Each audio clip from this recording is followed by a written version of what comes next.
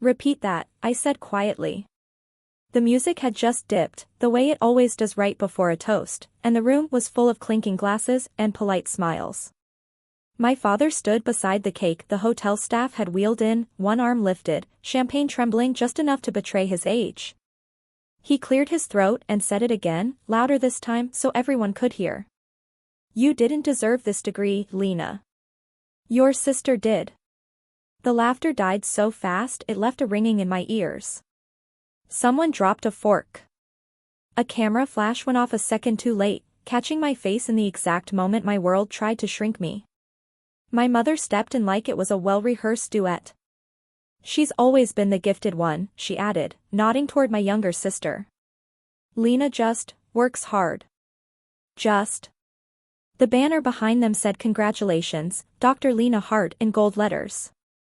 The jacket on my shoulders still smelled faintly of the all-nighters I'd survived. 4 years of research. 2 part-time jobs. Sleepless weekends. And here I was, reduced to an afterthought at my own graduation dinner. I stood there holding the glass they had pressed into my hand, the one that was supposed to make me feel celebrated.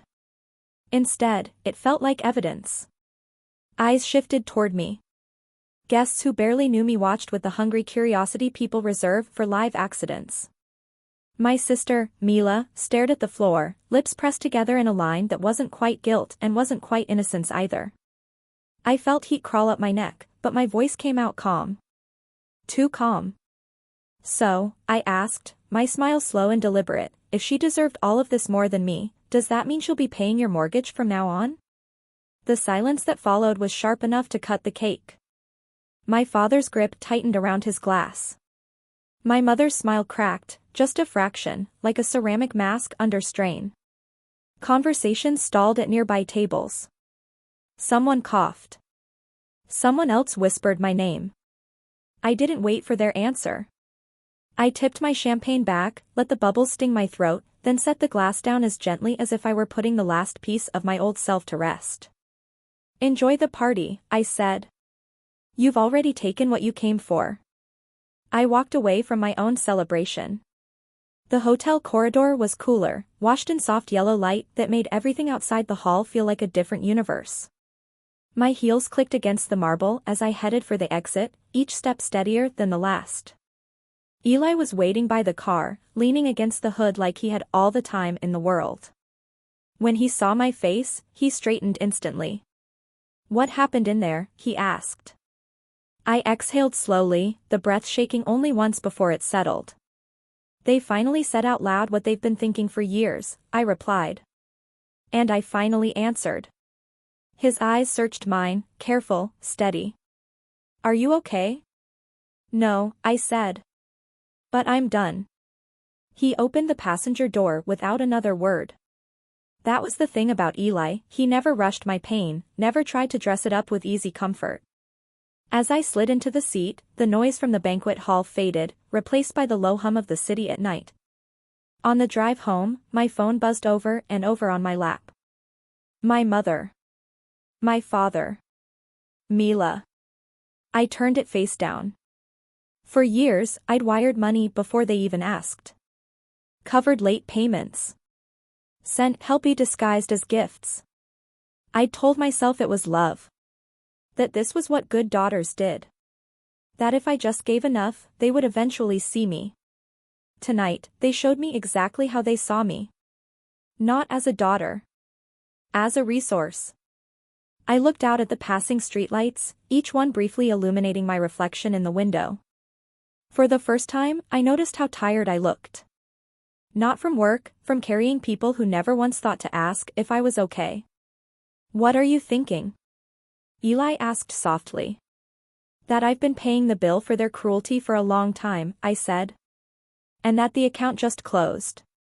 He nodded once, eyes back on the road. They thought this was just another family drama that would blow over by morning. They had no idea tonight was the last time they'd ever drink on my dime. The next morning, sunlight streamed through the blinds like nothing had happened. But my phone told a different story. 12 missed calls from my mother. 7 from my father. 3 long voicemails from Mila. I didn't listen to a single one. Eli placed a mug of coffee on the counter beside me. "They're not going to stop," he said gently. "I know," I replied, stirring the coffee even though I didn't take sugar. "They're not used to hearing the word no from me." He leaned against the counter, arms folded, watching me the way someone watches a fragile object, not because they think it will break, but because they know it already has, many times, and is still somehow standing. "You owe them nothing," he said. I let the words settle. They sounded foreign. I'd spent my whole life owing. Owing gratitude, owing patience, owing silence, owing money. Especially money. After breakfast, I opened my laptop and signed into my banking app. My fingers didn't tremble, though my pulse did. One by one, I scrolled through the scheduled payments. Mortgage. Utilities. Credit cards. Insurance premiums. Transfers labeled emergency. Transfers labeled nothing at all because I was too tired to label them. All leaving my account. All feeding their comfort. I clicked cancel. Then cancel again. And again. Each confirmation felt like snapping another thread in a web I'd been tangled in for years. When I reached the last one, I hesitated. It was the biggest payment, an automatic transfer to cover the interest on a loan my father claimed he would repay when things got better. Things never got better. They just got quieter. And I kept paying. Eli came to stand behind me, placing a hand on my shoulder. "You're allowed to stop," he murmured. My throat tightened. Then I clicked cancel one final time. A quiet alert popped up, "This action cannot be undone." Good. I logged out and closed the laptop. The room felt lighter, like I'd opened a window after years of stale air. I didn't feel cruel. I didn't feel guilty. I felt empty. But a good empty, like clearing a space before rebuilding something new. Around noon, my phone buzzed again. A text from Mila. "Mom's card was declined." What's going on? I stared at the screen long enough to memorize her words. For a moment, a small voice inside me whispered, "Reply, explain, soften the blow." But that voice was the reason I'd spent half my adulthood fixing their lives while they dismantled mine. I set the phone face down. That afternoon, Eli and I drove out of the city, a trip we'd planned months ago but kept postponing because I was always helping with something at home. The highway stretched open ahead of us, sunlight flickering across the dashboard. For the first time, I wasn't thinking about what bill needed to be paid next or which crisis I would be expected to solve. I watched the landscape blur by, feeling something unwind in me slowly, carefully, like a knot finally loosening. "They're going to be furious," Eli said. "Let them be," I answered. Fury is what people feel when their control is taken away. He glanced at me with the hint of a smile. "You sound different." "I am," I said. "I just haven't met this version of myself before." We drove in silence for a while, the kind of silence that didn't ache. But deep down, I knew this was only the beginning. My parents would not quietly accept the unraveling of the system they'd built around my obedience. And when they finally realized just how much of their life depended on me, that's when everything would truly begin to fall apart. 3 days passed before the storm finally broke. It was early evening, the sky a bruised shade of blue, when my phone lit up again, this time with a picture message from Mila. No text. No explanation. Just a photo of a bank statement. A red banner across the top read, "Insufficient funds, payment declined." I stared at it for a long moment, not because I was shocked, but because it felt surreal watching their world wobble without the invisible support beams I'd spent years holding up. Eli glanced over from the stove. "Trouble?" "Reality," I said quietly. Mila's next message came fast. "Mom is panicking. Dad is acting confused. Did something happen to your account?" A bitter laugh escaped me. "My account. They never asked if I was okay. Only if my money was." I put the phone down and joined Eli at the table. He served dinner, simple and warm, the kind of meal built from care rather than expectation. "You're awfully calm," he said, watching me. "I spent years being their lifeline," I replied. "They never asked how much I sacrificed to keep them afloat. Now they're just drowning in their own choices." Eli nodded, but his eyes softened. "It still hurts." It did. Not in the sharp, explosive way pain usually arrives. This was quieter. Deeper. Like bruises under the skin that only show when pressed. Later that night, I found myself opening an old folder on my laptop, a folder I had promised myself I would never open again. Inside were scanned copies of every bill, every transfer, every receipt I'd covered. Years of my life summed up in numbers that never loved me back. It wasn't guilt that made me open it. It was clarity. I printed them. All of them. Page after page sliding into the tray like a countdown I'd waited too long to start. When I was done, I placed everything neatly into a thick envelope. I wrote no return address. No explanation. Just 3 words on the front. "For your records." The next morning, I mailed the envelope to my parents' house. I thought I would feel sick afterward, but walking out of that post office felt like stepping out of my own shadow. A few hours later, while Eli and I were out walking, my phone rang again. My father's name flashed across the screen. I didn't answer. Then he called again. And again. By the 5th call, I finally picked up. His voice was strained, too calm, too practiced. "Lena, we need to talk." Immediately. I didn't speak. The silence did the work for me. "Why did you send this?" he demanded. "Why now? What are you trying to prove?" I kept walking, my steps steady on the pavement. "I didn't send anything," I replied. "I just returned what always belonged to you." He exhaled harshly. "Your mother is in tears. Your sister is horrified. You've embarrassed us." "No," I said. "I've exposed you." The line went quiet. A long, heavy, brittle quiet. "Come home," he finally said. "We can fix this." "I'm not your repairman," I whispered. Then I hung up. I knew they wouldn't stay quiet for long. People who rely on you want peace only when you're still carrying them.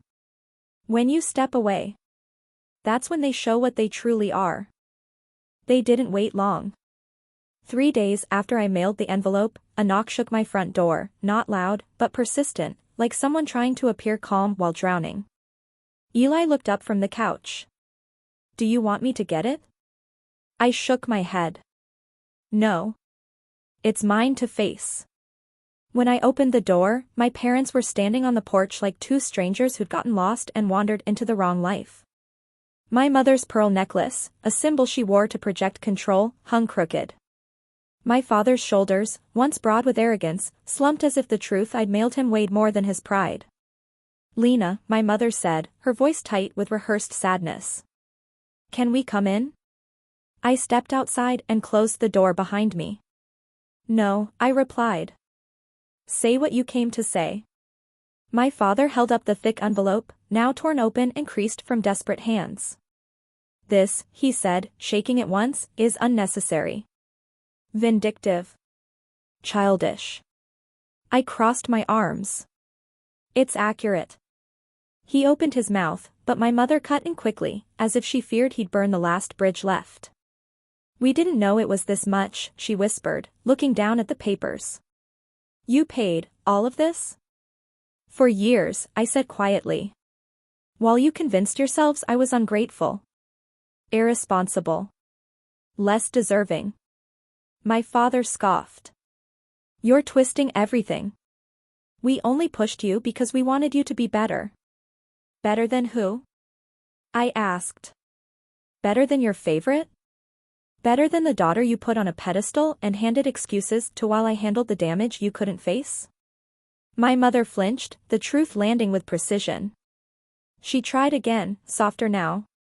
"We came here to talk, not to fight." "No," I said. You came here because you lost the financial cushion you built out of my silence.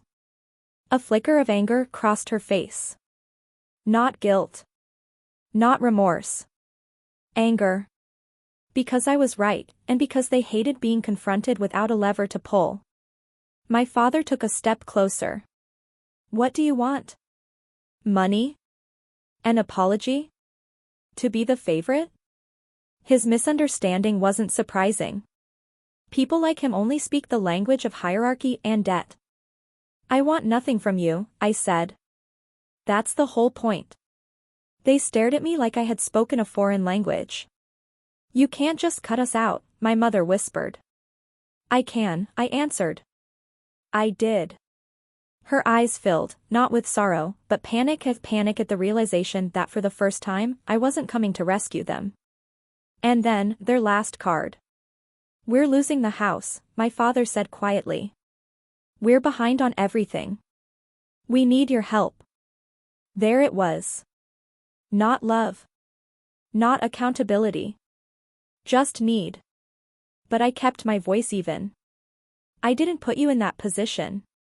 But you can get us out, he said, desperation leaking through the cracks. No, I replied. I already did that for a decade. You just didn't notice until the well ran dry. He stared at me, stunned. My mother covered her mouth with trembling fingers. For a moment, none of us spoke. And then, from behind them, a voice cut through the tension like a blade. Lena? I froze. Standing at the bottom of my driveway was Mila, my sister, her face pale, her eyes swollen, her hands clutching something behind her back. Not a bag. Not a phone. A folder. The same folder I had mailed. Only this time. It wasn't my handwriting inside. And what she had come to say would unravel everything. Mila stepped forward slowly, her boots scraping the concrete like she wasn't sure she had the right to stand on my property anymore. Her eyes flicked from our parents to me, then back again, as if she were seeing all of us through a lens she'd never used before. Can we talk? She asked quietly. My parents immediately turned, both of them startled, irritated even, because for the first time, she wasn't mirroring their script. I nodded once. Just you. Not them. My father stiffened. She's not saying anything without us. Mila inhaled sharply, then, to my surprise, stepped around them and walked up to me anyway. I said I want to talk to her, she repeated, her voice trembling but firm. Alone. For a split second, I saw something unfamiliar in her face. Not entitlement, not jealousy. But fear. Honest, human fear. I led her a few steps down the walkway, out of earshot. The porch light flickered above us, casting long shadows across her face. She held the folder out to me with both hands. I found this on the kitchen counter, she said. I read everything. Her voice cracked on everything. I didn't take it. And? I didn't know, she whispered. I swear I didn't know it was all you. I raised an eyebrow. You never asked. She looked away, shame softening her posture. I believed what they told me. That Dad was helping you. That you were married to someone wealthy. That you had it easy. I didn't. I didn't want to think about how much you were carrying. Her honesty felt like a bruise being pressed, painful, but real. When I read the statements, she continued, the loans, the payments, the emergencies you covered. I felt sick. I was out shopping and posting selfies while you were wiring money to keep the lights on at home. I stayed silent. The air between us felt heavy with years we never shared honestly. I'm sorry, she said, voice breaking. Not because we're losing things. Not because they're panicking. I'm sorry because I let them turn us into rivals when you were the one holding everything together.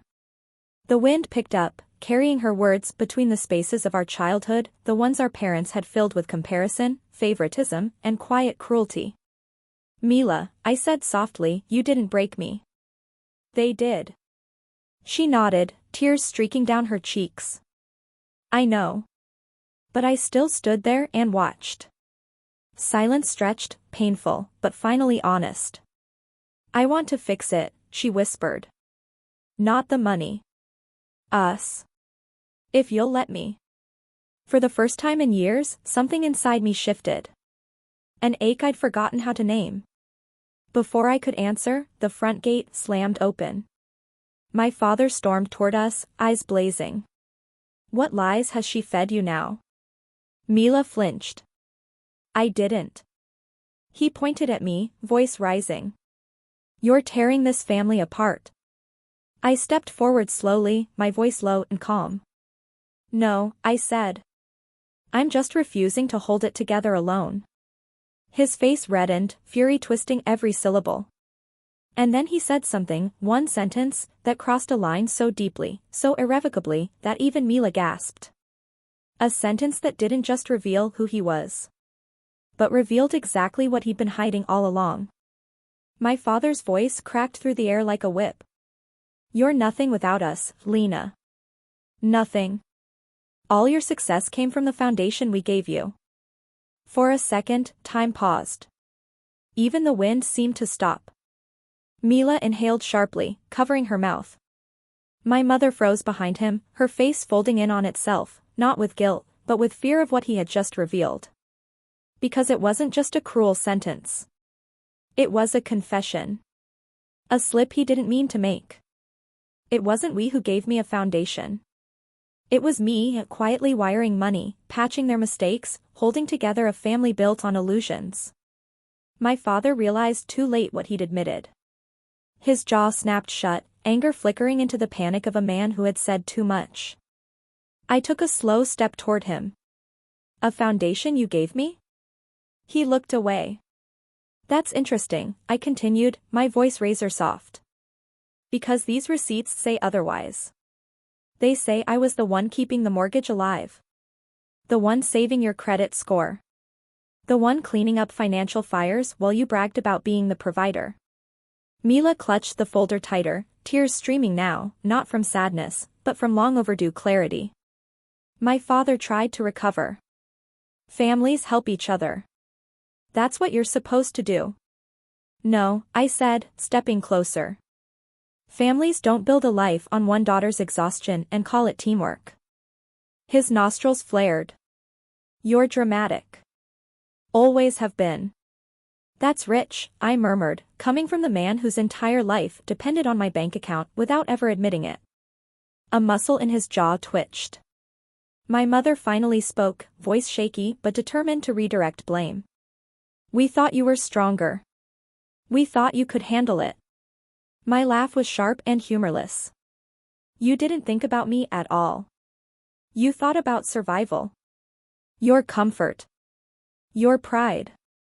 I turned to Mila. And you thought I had everything handed to me, so you never asked why I always looked tired. Her shoulders sagged with grief. I was wrong. Before I could respond, my father stepped between us, eyes desperate now. You want the truth? Fine. We depended on you. More than we should have. But what do you want us to do now? Starve? Lose everything? I didn't blink. Face your own choices. You're cruel, he spat. No, I said evenly. Cruelty is demanding love with invoices attached. The words landed like a verdict. My father trembled, not with fear, but with the realization that control was slipping beyond his reach. He opened his mouth again, ready to unleash more bitterness. But before he could speak, Mila stepped forward, her voice shaking but clear. Dad, stop. Please. You're only proving everything she's been saying. He spun toward her, stunned. You're taking her side? She swallowed hard. I'm seeing the truth. The porch light flickered again, buzzing like a warning. My father clenched his fists. You think you know the truth? Neither of you knows anything. His eyes shifted, to me, to Mila, to the folder, and something dark, cornered, and explosive tightened his expression. Then he said it. A single sentence that wasn't loud, but carried the weight of a lifetime. You don't understand what I've been hiding to protect this family. Mila and I exchanged a look. Hiding? Protect from what? He realized he had said too much, again, but this time, panic fully replaced pride. And in that moment, I knew. The real story was only just beginning, and his secret was about to break everything wide open. The silence after his sentence felt heavier than anything he had ever thrown at me. My father wasn't a man who slipped. He was controlled, calculated, prideful to a fault. So when he said he'd been hiding something to protect this family, it wasn't an accident. Mila's grip tightened around the folder. Dad, what do you mean hiding? He didn't answer. He couldn't. His eyes darted, toward the gate, toward the street, toward anything that wasn't our faces. My mother stepped forward as if to intercept the moment itself. Enough, she snapped, her voice coated with panic. We didn't come here to. We came here because everything is falling apart, I corrected. And because he finally said the part he never meant to say. My father's breathing grew shallow. His hands trembled, not from age, but from fear. Genuine fear. Eli stepped silently onto the porch behind me, but he didn't say a word. He didn't need to. His presence alone was steadying, grounding. Dad, Mila said again, softer now, what have you been hiding? His lips pressed into a thin, bloodless line. He stared at me with something between resentment and resignation. You want the truth, he said, voice cracking. Fine. You think your money saved this family? You think your sacrifices were the glue that held us together? He shook his head slowly. No. What I kept from you, that's what prevented this house from collapsing years ago. My heart thudded once, hard against my ribs. What did you do? I asked. He looked at me sharply. It doesn't concern you. It does if it's the reason you drained my accounts, I replied. His jaw tightened. I didn't drain your accounts. I borrowed what I needed to keep us afloat. I raised an eyebrow. You borrowed without telling me. That's not borrowing. That's theft. The word landed like a slap. My mother gasped. Lena. But Milo didn't gasp. She didn't flinch. She just stared at him with wide, hollow eyes. Were you in debt? She whispered. His silence was the answer. How much? I pressed. Enough, he muttered. That's not an amount, I said calmly. He swallowed. Hard.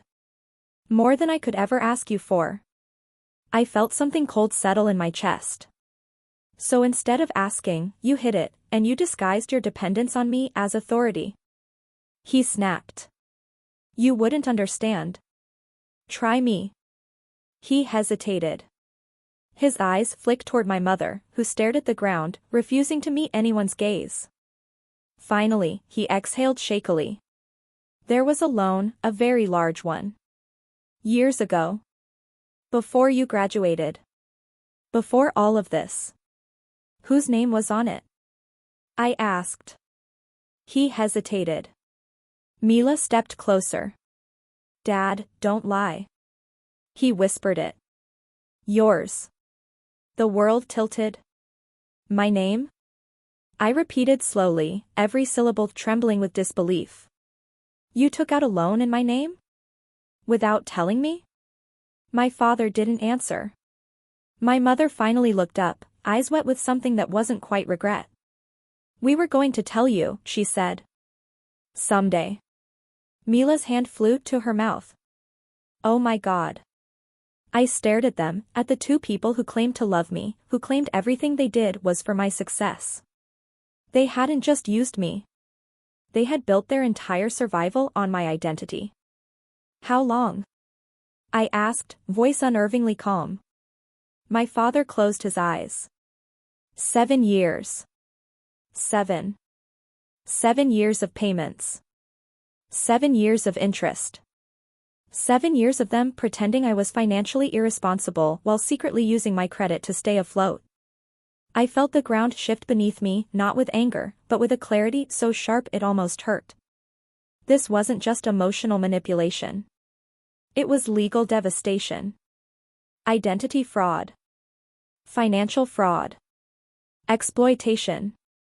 And they expected me to fix it. My father looked at me with a mixture of fear and entitlement. "You weren't supposed to find out," he whispered. "Not like this." I stared at him, every piece of me quiet, steady, terrifyingly composed. "Oh, don't worry," I said softly. "I haven't even begun to respond." His face blanched. Because he could feel it now. The part of me they should have never awakened was finally coming alive. I didn't yell. I didn't break. I didn't even blink. That was what scared them. Real anger isn't loud. Real anger is precise, measured, surgical. And mine had finally taken shape. My father stood there trembling, waiting for the explosion he believed he deserved. But I wasn't going to give him the comfort of chaos. 7 years, I repeated, my voice steady. 7 years you used my name like a spare key. He opened his mouth, but I held up a hand. Don't speak. Not yet. He closed it. Mila stood beside me, shoulder shaking, tears streaking down her face. How could you do that to her? She whispered to our parents. How could you live with yourselves? My mother wiped at her eyes, smudging her mascara. We were desperate. It was temporary. We thought. You thought I'd never find out, I finished for her. My father stepped forward, attempting gentleness, but he'd lost the right years ago. Lena, listen, if I hadn't taken that loan, we would have lost everything. You wouldn't have had a home to come back to. A cold, humorless smile crawled across my lips. You used me to save a house you only invited me into for holidays. He winced. I took another breath, slow and careful, letting my words cut with calm precision. You took my future. My credit. My choices. You built your safety on my silence and called it family. He swallowed hard, voice cracking. I was ashamed. Of what? I asked. Of the debt? Or of the fact that your daughter ended up being the only adult in this family? His expression crumpled into something unfamiliar, not pride, not authority. Just a scared, aging man whose entire illusion was collapsing. Why didn't you tell me? I asked, softer now, almost curious. He didn't answer. Because the truth was simple. He never planned to. Mila suddenly shifted, turning toward me. What are you going to do? I looked at her, not with anger, but with the clarity of someone finally seeing every card on the table. I don't know yet, I said honestly. But I do know one thing, anything I do next will not be for them. My mother reached for my arm. Please, Lena, we're your parents. I stepped back, her hand suspended in midair like a plea that would never land. You stopped being parents, I said quietly, the moment you started using me as collateral. Her face broke, but not enough for me to doubt myself. Eli moved down the steps, placing a steadying hand on my back.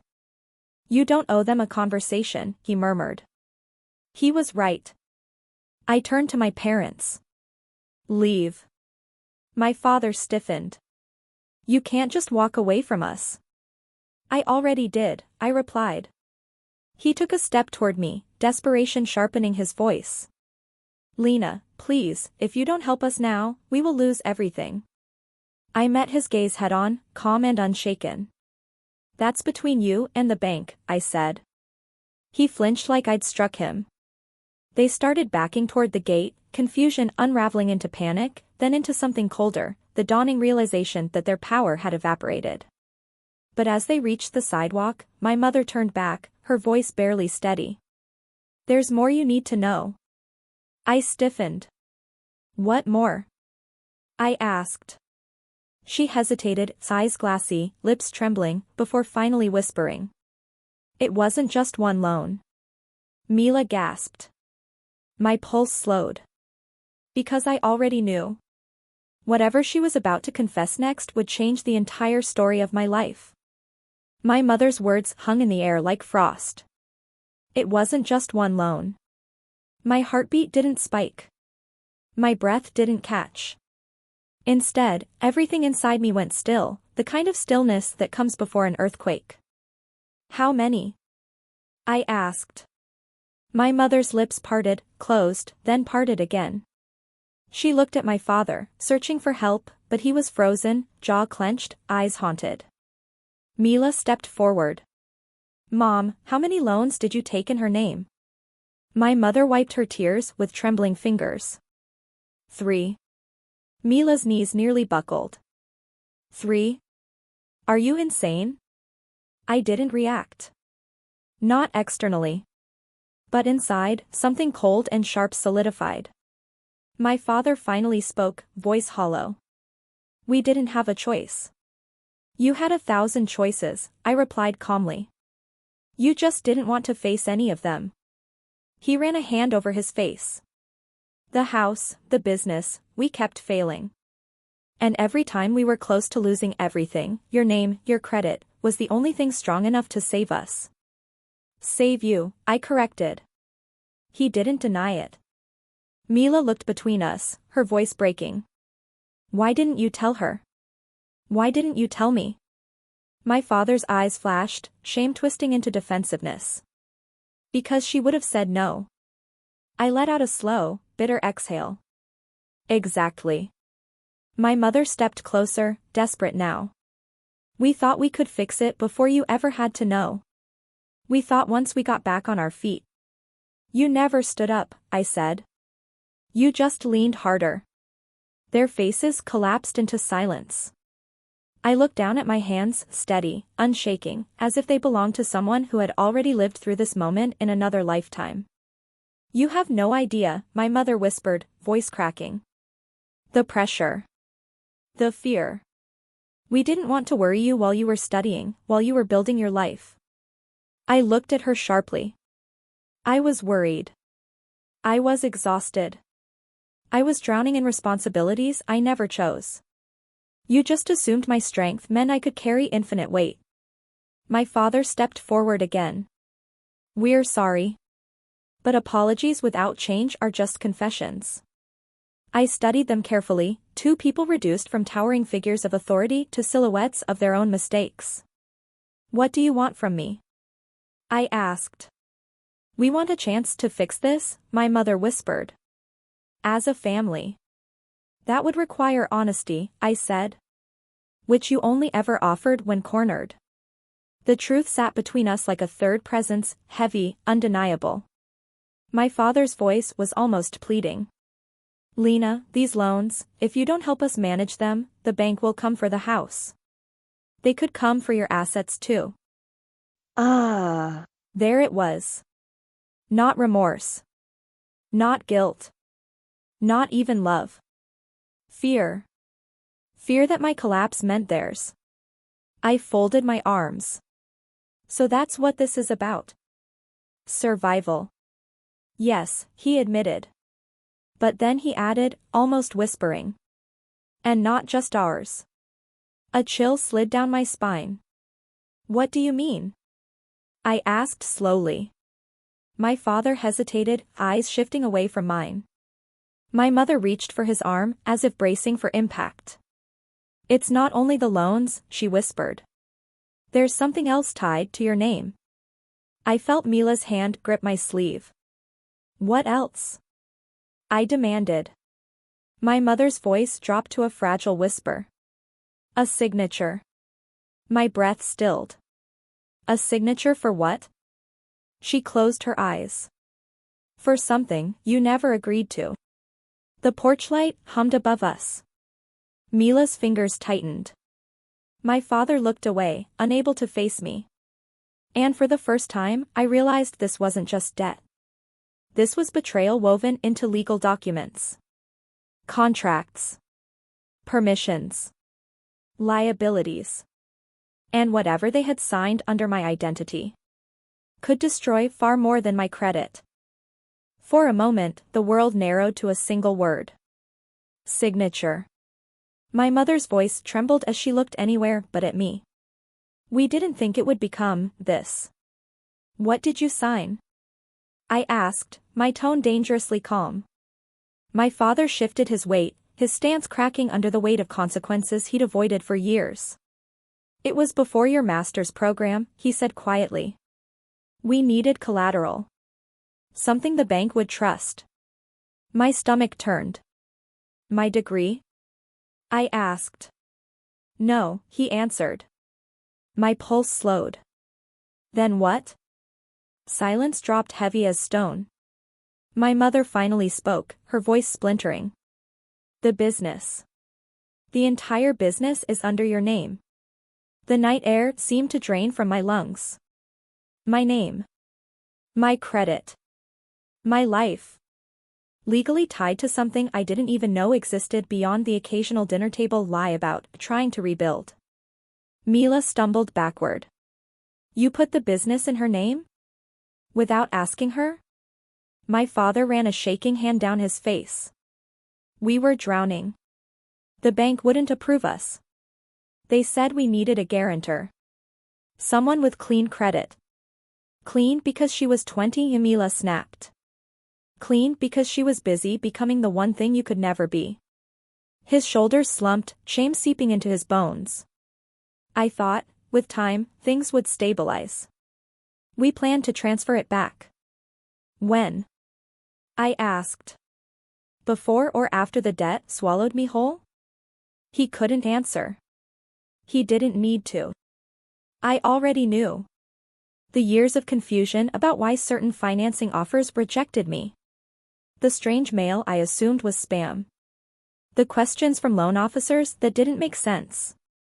It wasn't coincidence. It was paperwork with my name forged across it. Done by the two people who gave me that name. Eli stepped closer, voice low and steady.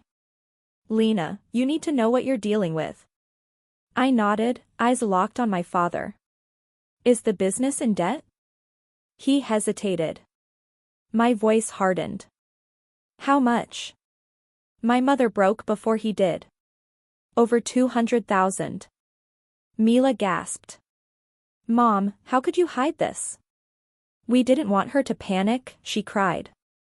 We thought we could protect her. Protect me? I repeated, incredulous. By tying a failing business to my identity? By risking jail time? Bankruptcy? Fraud? My father stepped forward, voice cracking. We were never trying to hurt you. We were trying to survive. And you used me as the life raft, I said softly. Without ever considering that I might drown with you. A leaf skittered across the driveway, the only sound between us. Mila wiped her tears and whispered, Lena, what are you going to do? My mother grabbed my wrist. Please. Don't abandon us now. If the bank finds out, everything will collapse. I slowly pulled my hand away. Maybe, I said quietly, it needs to. Their eyes widened, fear replacing entitlement. My father's voice broke. Lena, if you walk away, we lose everything. I met his gaze, unblinking. For the first time, I said, you might understand how that feels. He flinched as if struck. But I wasn't done. There was a calm forming inside me, a clarity sharper than any rage. They thought the worst thing that could happen was losing the house. They thought the worst was my silence. They were wrong. Because the moment I asked my next question, the one that would determine the rest of the story, their entire facade began to crumble. I took a slow breath. Who helped you forge my signature? My mother's face drained of color. My father's lips parted in a panic he could no longer hide. Because the truth wasn't just ugly. It was criminal. And whoever had signed with my name wasn't a stranger. You said. For a heartbeat, no one moved. My question hung between us like a blade suspended mid-fall. Who helped you forge my signature? My father's throat bobbed, his eyes darting between me and Mila as if searching for an escape hatch. My mother's fingers trembled at her sides, gripping the fabric of her coat like she was bracing for impact. Lena, please don't ask that, she whispered. That's not an answer, I replied. Mila stepped closer to me, almost instinctively, like her body was choosing a side before her mind did. "Mom," she said shakily. "Tell her." My mother's eyes filled, but the tears felt performative, habitual, another currency she'd always tried to bargain with. "I can't," she choked out. My voice didn't rise. It didn't crack. I'd learned long ago that the quieter I spoke, the harder my words hit. "Then I'll ask again," I said. "Who forged my signature?" This time, the silence broke my father. "It wasn't a stranger," he whispered. He paused, too long. "It was someone who had access to your documents. Someone who knew how you signed your name. Someone who lived under the same roof." I felt Mila's breath catch beside me. My voice lowered into something cold and sharp. "Say it." My father looked at me like a man about to confess a lifetime of sins. "It was your mother," he said. The world didn't tilt. It didn't crack. It didn't explode. It simply clarified. All the blurred lines of my childhood snapped into focus, the missing letters, the altered forms, the way my mother always insisted on handling the paperwork, because she was better with forms. Her neat handwriting. Her calm lies. Her talent for making herself the victim whenever confronted. Of course it was her. My mother sobbed, hands covering her face. "I did what I had to. I thought I could protect us until things got better." I stepped back, her words hitting me like icy rain. "You protected a lifestyle. Not a family." She reached for me, but I moved away. She froze, hands suspended midair, touch denied, finally. "You used my name," I said, voice unnervingly calm. "My credit. My future. Without my consent. Without guilt." "It wasn't like that," she cried. "You were always strong. You could handle the burden better than your sister. And that," I cut in, "is why you broke me." Her sobbing deepened. But something in Mila snapped. "You forged her signature," she said, voice trembling in disbelief. "You stole her identity?" "Mom, this is criminal." My mother's voice cracked. "I thought, if I kept the family alive, it would all make sense in the end. I expected gratitude, not punishment." I stared at her. Gratitude. For fraud. For betrayal. For the theft of my adulthood. "You didn't keep the family alive," I said softly. "You kept an illusion alive." My father stepped forward, voice shaking. "Lena, your mother sacrificed everything to protect us." "No," I corrected, "she sacrificed me so she wouldn't have to lose anything." No one spoke. Not even the wind. My mother finally whispered, "Please, don't ruin us." I looked at her, and for the first time, I felt nothing. No guilt. No obligation. No weight. Just clarity. "I'm not the one who ruined anything," I said. "But I will decide what happens next." Their faces blanched. Because they realized the truth. I held every card now. Every loan. Every signature. Every legal thread. And I wasn't done pulling. Before they could speak again, I turned and opened my front door. "Come inside," I said to Mila without looking back. She followed me instantly, as if her body had been waiting years for that invitation. My parents stood frozen on the porch, unwelcome, unheard, undone. I looked at them one last time. "The next time we talk," I said, "it won't be on this porch." My father swallowed hard. "Then where?" I held his gaze with quiet, devastating certainty. "In a place where the truth actually matters." His face went white. Because he knew exactly what that meant. A courtroom. And the real reckoning had only just begun. The door clicked shut behind Mila, sealing off the noise of our parents' panic. Inside, everything felt still, like the moment after a storm when the air holds its breath. She stood in the center of my living room, arms wrapped around herself, eyes red, voice trembling. "Lena. I didn't know it was this bad." I nodded. I know. Her shoulders shook. I don't know who they are anymore. I placed a hand on her back, carefully, like touching something cracked but salvageable. They're the same people they've always been, I said softly. We're just seeing the unfiltered version now. She swallowed hard. What are you going to do? I sat down on the couch, the exhaustion finally catching up with me, not the tiredness of anger, but the kind that comes after carrying a world you never asked to hold. I'm going to protect myself, I said. Legally. Entirely. Finally. Her eyes widened. Are you really going to take them to court?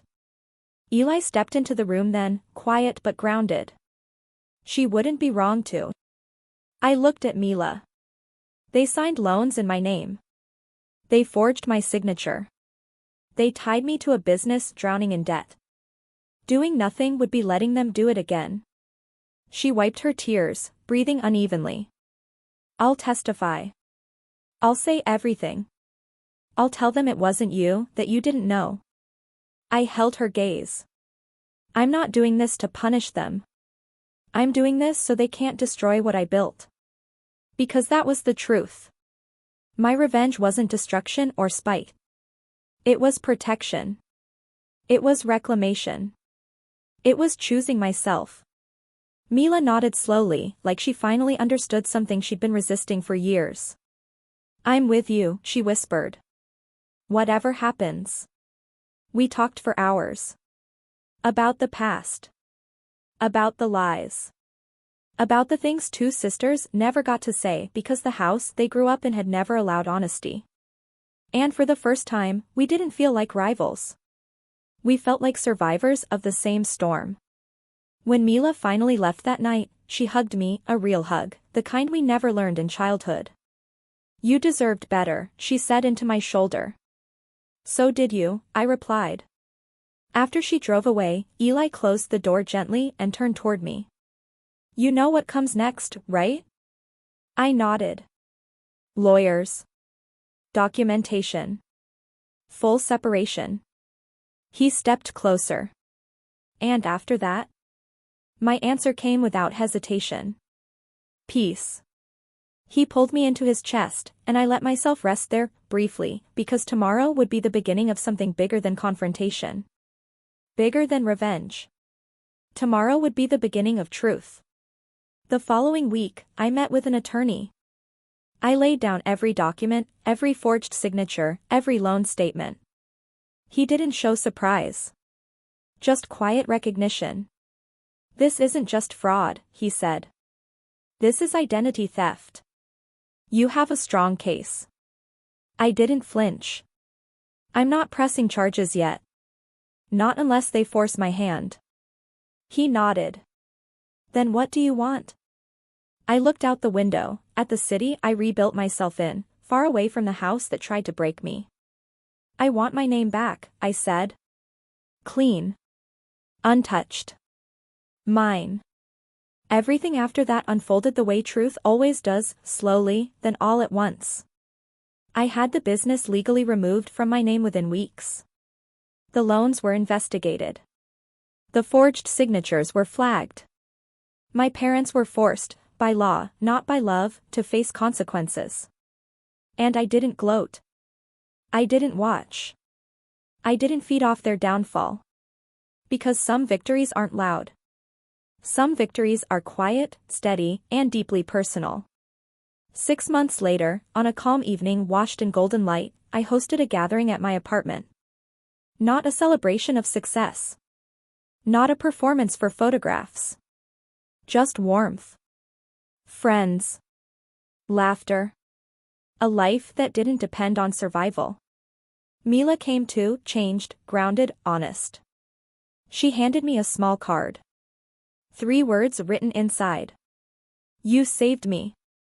Not financially. Emotionally. By breaking the cycle before it could swallow both of us. Later that night, as I stood on the balcony with a glass of wine, Eli slipped an arm around my waist. You think about them, he asked. Sometimes, I said. But not with pain anymore. He nodded. You came out stronger. I looked at the skyline, steady, glowing, untouchable. I didn't come out stronger, I said. I came out true. The breeze shifted, carrying away the last remnants of a life built on obligation. And I realized something.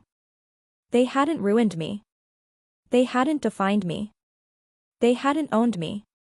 They had forged a version of me they thought would stay silent. Instead, I became someone they could never break. Or control. Or diminish. And the final truth settled inside me with the weight of peace. They didn't build me. They only underestimated what I'd become.